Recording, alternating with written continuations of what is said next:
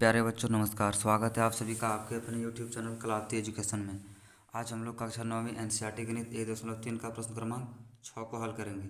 तो आइए देखते हैं प्रश्न क्रमांक 6 में हमें क्या हल करना है।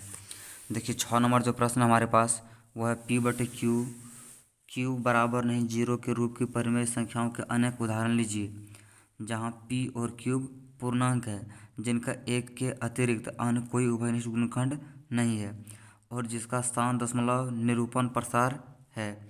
क्या आप यह अनुमान लगा सकते हैं कि Q को कौन सा गुण अवश्य संतुष्ट करना चाहिए। देखिए यह प्रश्न थोड़ा लंबा है, इसको हमें शुरू से एक एक करके समझना पड़ेगा। सबसे पहले हमें कहा गया कि P/Q के रूप की परिमेय संख्याओं के अनेक उदाहरण लेना हमें जहाँ P और Q पूर्णांक है जिनका एक के अतिरिक्त अन्य कोई उभयनिष्ठ गुणनखंड नहीं है और जिसका स्थान दशमलव भी कैसा होना चाहिए, प्रसार जो होना चाहिए वो कैसा होना चाहिए, शांत। तो आइए देखते हैं इस प्रश्न को हम लोग कैसे हल कर सकते हैं। आइए प्रश्न को हल करते हैं। तो हल करने से पहले बार प्रश्न को हम फिर से रिपीट करना चाहेंगे ताकि वह अच्छे से समझ सके।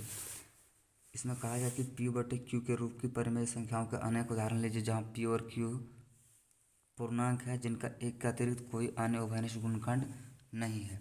इसका मतलब क्या हुआ, देखिए जैसे कोई संख्या लेते हैं हम, यहाँ पर मान लेते हैं 5/2, 5/2 ये एक हम संख्या लिए। अब देखिए इसमें हमें करना क्या है कि इस 2 से इस 5 में भाग देना है और भाग देने पर जो हमारा भागफल आएगा, जो संख्या आएगा वो शांत आएगा। कैसे, देखिए यहाँ पर हम साइड में आपको करके दिखा दे रहे हैं। देखिए 2 से अगर आप 5 में भाग देते हैं, 2 से अगर आप भाग देते हैं 5 में तो कितने बार में जाएगा, 2 दूनी 4, शेषफल कितना बचेगा 1, क्योंकि 5 में जाएगा 4 तो 1। अब देखिए 2 से तो 1 में भाग लगेगा नहीं, तो क्या करेंगे यहाँ पे 2 के पीछे दशमलव लगा के यहाँ पर 0, तो कितना आ जाएगा 2×5 = 10। अब देखेंगे यहाँ पर 10 में जाएगा 10 तो कुछ भी नहीं, कैंसिल, 0 बचेगा। तो यहाँ पर देखेंगे जब शेषफल 0 बचता है तो हमारा दशमलव प्रसार कैसा होता है, शांत होता है। तो यहाँ पर आप देखेंगे 5/2 में जब 2 से भाग दीजिएगा 5 में तो आपको जो संख्या प्राप्त होगा वो होगा 2.5, जो कि क्या होगा, शांत होगा। अब इसका कोई एक और उदाहरण लेते हैं, जैसे मान लीजिए 17/5, 17/5 इसका क्या मतलब हुआ।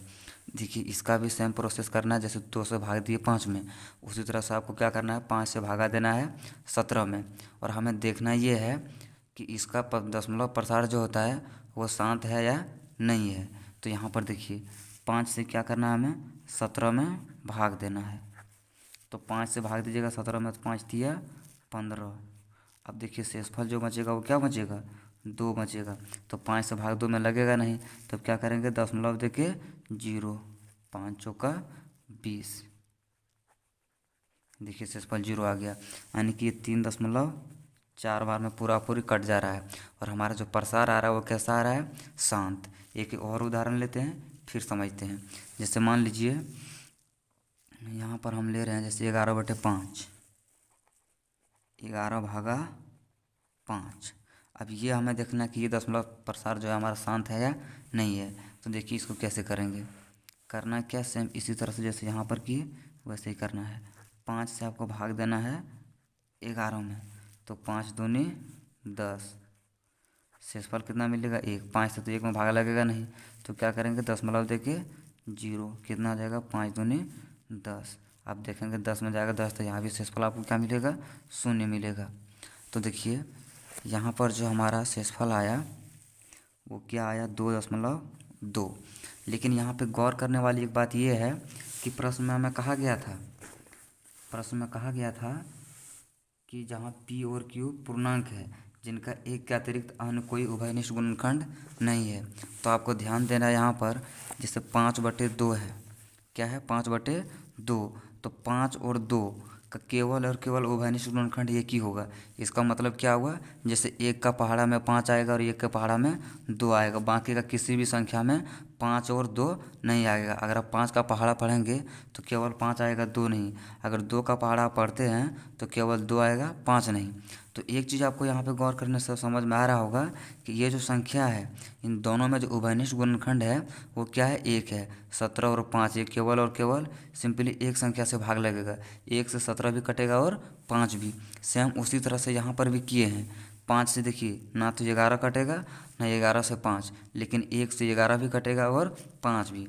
तो यहाँ हम देख सकते हैं ऊपर वाली संख्या को पी कहते हैं, नीचे वाली संख्या को क्यूब। तो हम यहाँ पर अनुमान लगा सकते हैं, अनुभव कर सकते हैं कि 11/5 ये क्या है हमारा, P/Q के रूप में है। और इसका उभयनिष्ठ गुणनखंड क्या है, केवल और केवल एक है, क्योंकि केवल एक ही ऐसी संख्या है जो 11 भी विभाजित होगा पूरी तरह से और 5 भी। अब इसमें हमें कहा गया कि आप देखिए अंतिम जो लाइन है हमारा प्रश्न का, इसमें क्या कहा गया है, देखिए इसमें कहा गया है एक के अतिरिक्त अन्य कोई उभयनिष्ठ गुणनखंड नहीं है और जिसका स्थान दशमलव निरूपण प्रसार है। क्या आप यह अनुमान लगा सकते हैं कि Q को कौन सा गुण अवश्य संतुष्ट करना चाहिए।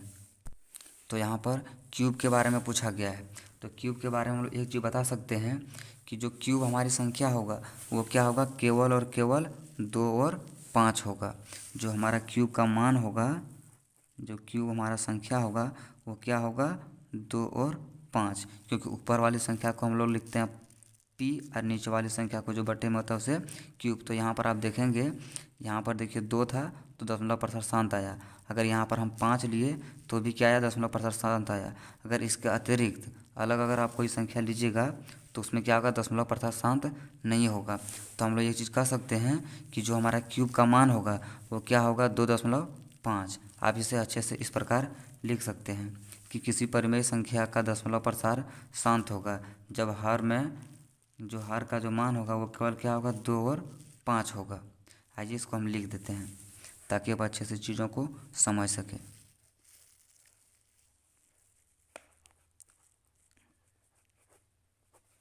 किसी परिमेय संख्या का दशमलव प्रसार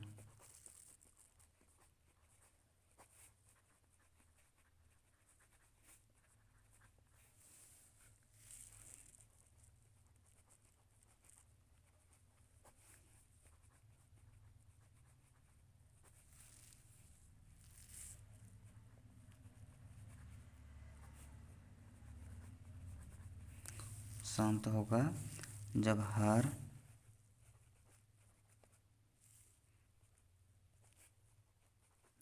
यानी कि क्यूब, जो क्यूब का मान होगा जब हर में केवल 2, 5 होगा। ये हो गया जो आपको कहा गया था कि आप क्यूब के बारे में क्या बता सकते हैं। तो ये हो गया आपका क्यूब के बारे में। जो हमारा नीचे वाली संख्या होगा यानी बट्टे के नीचे में जो संख्या होगा वह क्या होगा, केवल केवल 2 और 5 होना चाहिए। यही हमारा इस प्रश्न का आंसर हो जाएगा। आइए अब इसका अगला प्रश्न देखते हैं। देखिए इसका 7वां जो प्रश्न है हमारे पास वो क्या है, ऐसे 3 संख्याएं लिखिए जिनके दशमलव प्रसार अनवसानी आवृत्ति हो। इसका मतलब क्या होगा, 3 संख्या हमें लिखना है जो क्या हो, शांत दशमलव प्रसार नहीं हो, यानी कि एक ही संख्या बार बार रिपीट हुआ हो। तो आइए ऐसे 3 संख्या आप अपने मन से कुछ भी लिख सकते हैं। तो आइए मैं आपको बता दे रहा हूँ 3 संख्या आप इस तरह से लिख सकते हैं। अब 7 नंबर प्रश्न को हम लोग हल करेंगे। देखिए हमें कहा गया था कि 3 अनवसानी आवर्ती लिखिए। तो देखिए 3 जो संख्या हम लोग अपरिमेय संख्या कैसे लिख सकते हैं। जैसे देखिएगा फर्स्ट नंबर में आपको 3 अपरिमेय संख्या लिखना है। देखिए जैसे हम फर्स्ट नंबर में लिखते हैं 0.01। इसके बाद आप क्या करेंगे, इसी को आप बढ़ा के लिख सकते हैं। जैसे 0.01। फिर क्या करेंगे, देखिए पहले था 01, अब 001, अब हम लिखेंगे 0001। फिर कैसे करेंगे, 1 2 3 4 01। इस तरह करके हम लिख सकते हैं अनंत संख्याएं। अब देखिए अब 2 नंबर में जैसे यहाँ पर 0.01 किए तो यहाँ कर देंगे 0.20। फिर क्या करेंगे 200, फिर 230, फिर 240। इस तरह से अब फिर मान लेते हैं एक और संख्या। जैसे देखिए यहाँ पर अब इसको जैसे हम लोग मान लेते हैं 0.2। जीरो तीन, फिर क्या करना, डबल जीरो बढ़ा के तीन, फिर तीन जीरो तीन, फिर चार जीरो तीन। इस तरह करके हमें क्या करना है, अनंत संख्या लिखना है, क्योंकि पुनरावृत्ति का मतलब वही होता है कि एक ही संख्या बार बार रिपीट होना। आइए अब इसका अगला प्रश्न देखते हैं, 8वां जो प्रश्न है हमारा, उसको फिर हम लोग हल करते हैं। देखिए 8 नंबर जो प्रश्न हमारे पास कहा गया कि परिमेय संख्याओं 5/7 और 9/11 के बीच की तीन अलग अलग अपरिमेय संख्या ज्ञात कीजिए। ध्यान रहे, 5/7 और 9/11 के बीच तीन अलग अलग अपरिमेय संख्या हमें ज्ञात करना है। तो तीन अलग अलग अपरिमेय संख्या हम लोग कैसे ज्ञात कर सकते हैं, आइए देखते हैं। ये प्रश्न क्रमांक हमारा 8वां है। देखिए सवाल है हमारे पास 5/7, 5/7, यानी कि करना क्या हमें इसमें, 7 से भागा देना है 5 में, और ये देखना है कि इसका जो दशमलव प्रसार होगा वो कैसा होगा। उससे जो होगा उसको क्या करना है, हमें तीन संख्या और लिखना है, क्योंकि 5/7 और 9/11 के बीच हमें तीन अलग अलग अपरिमेय संख्या निकालना है। तो आइए पहले देखते हैं 7 से भाग दे की संख्या में। देखिए करना क्या है, हमें 7 से भाग देना है 5 में।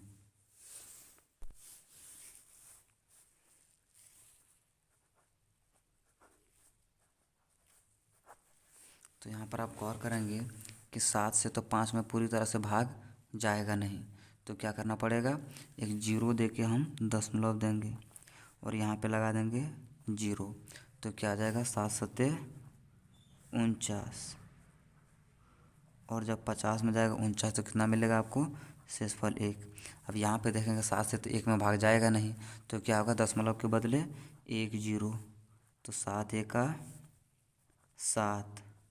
अब कितना मिलेगा यहाँ पर आपको, शेषफल 3, क्योंकि 10 में जाएगा 7 तो 3।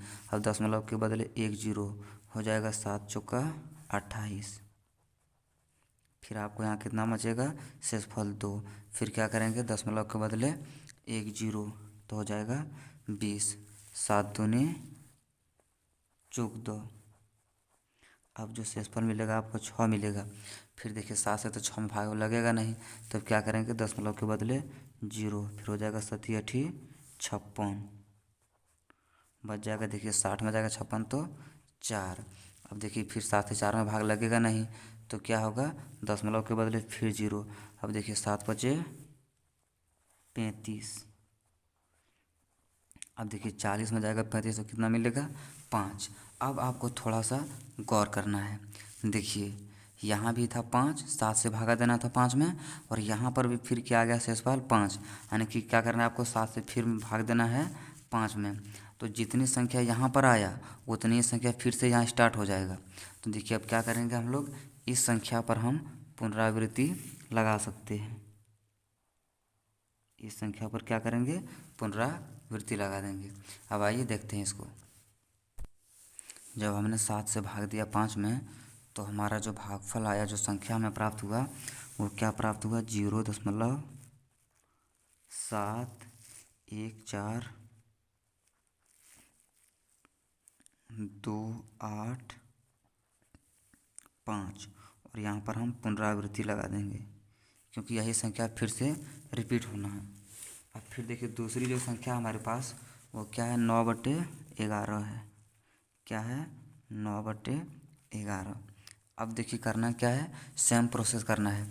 जैसे हमने 7 से भाग दिया 5 में, उसी तरह 11 से भाग किस में देना है, 9 में। आइए इसे भी अच्छे से समझते हैं। देखिए करना क्या है, 11 से हम भाग देंगे 9 में, 11 भागा 9। तो यहाँ पर देखेंगे आप कि जो ये 9 संख्या है क्या है, 11 से छोटी संख्या है। तो क्या करेंगे, जीरो देके दशमलव, और यहाँ पर लगा देंगे जीरो। अब क्या हो जाएगा, 90। अब देखना हमें यह है कि 11 का पहाड़ा में 90 कितनी बार में आता है। तो आप देखेंगे 11 का पहाड़ा में 90 पूरा पूरी नहीं आता, इससे कम आता है। कितना आता है, 88 आता है। 11×8 = 88। अब देखिए आप 90 में 88 घटाइएगा, आपको कितना मिलेगा, 2 बचेगा शेषफल। फिर देखिए 11 से तो भाग जाएगा 2 में नहीं, तब क्या होगा, दशमलव के बदले 1 जीरो। देखिए 11×1 = 11। अब जो आपको शेषफल मिलेगा वो कितना मिलेगा, 9 मिलेगा। तो आप फिर से थोड़ा गौर कीजिए कि यहाँ पर भी आप क्या किए थे, 11 से भाग दिए थे 9 जीरो में, 9 में, केवल 9 में, लेकिन भाग नहीं लगा 11 से 9 में। तो अब क्या करेंगे, जीरो देके दशमलव देके फिर एक जीरो हमने लिखा था। लेकिन यहाँ भी फिर देखिए क्या है, 11 से भाग देना आपको 9 में, तो यानी कि यहाँ पर भी संख्या क्या होगा, अब फिर से रिपीट होगा। तो यानी क्या करेंगे, हम यहाँ पर पुनरावृत्ति लगा देंगे। पुनरावृत्ति इसलिए लगा देंगे क्योंकि जितना बार में यहाँ कटा है उतने बार में फिर से विभाजित होगा, क्योंकि शुरू में भी हम 11 से भाग दिए थे 9 में, और यहाँ फिर आ रहा है 11 से भागा 9 में। देखिए इसको हम लोग इस तरह से लिख सकते हैं, 0.81 इस पर पुनरावृत्ति। अब आपको गौर ये करना है कि यहाँ पर जो संख्या है, ये जो हमारे पास संख्या पहला 0.714285 और 0.81 पर पुनरावृत्ति, इन दोनों संख्याओं में यहाँ से लेके यहाँ तक अनंत अपरिमेय संख्या हो सकता है। तो देखिए हमें करना क्या, केवल और केवल 3 अपरिमेय संख्याएं लिखना है। तो हम लोग कैसे लिखेंगे, देखिए यहाँ पर देखिए 0.714285 है। इसका मतलब ये है कि जैसे 7 1 के बाद 3 4 अगर संख्या अधिक रही तो 1 को बढ़ाकर हम 0.72 लिख सकते हैं। तो क्या करेंगे, देखिए यहाँ पर जैसे हमें इसके बीच 3 अलग अलग अपरिमेय संख्या निकालने कहा गया था, तो इसको हम लोग कैसे लिख सकते हैं, हम लिख सकते हैं इसको 0.72, क्योंकि 7 1 4 2 8 5 है, तो 1 के बाद हम इसको 2 लिख सकते हैं।